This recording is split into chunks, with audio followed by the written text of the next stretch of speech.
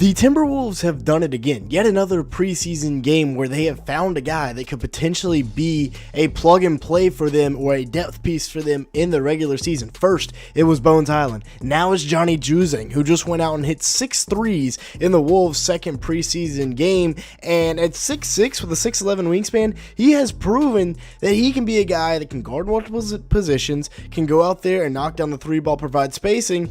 There's no reason to think he can't get some playing time for the Wolves this year. And we had talked a little bit about Juzang on this channel when they brought him in. They claimed him off waivers and how it could potentially be a guy they could build into a 3-and-D piece for this squad.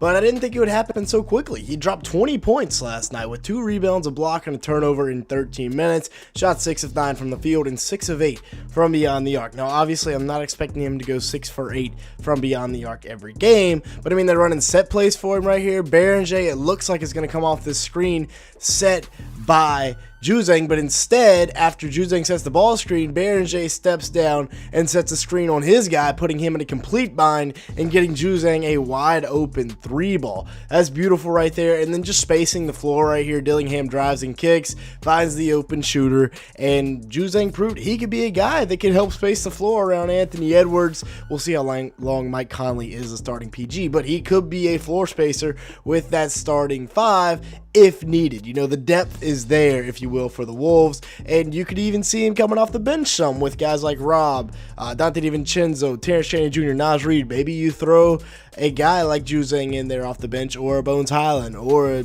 Jalen Clark. I mean, there's so many pieces here in Minnesota that they have, and Juzang just adds another.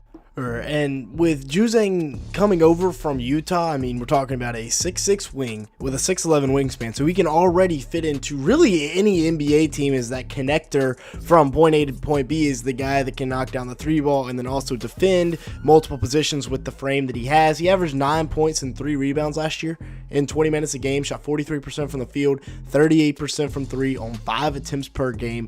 Dude's pretty solid overall, right? In 2023-24, he did shoot 46% from the field and 42% from 3 on top of that, and he's still just 23 years old, right? There's just never any eyes on the Jazz, so nobody quite understood how good of a player he was once he got waived.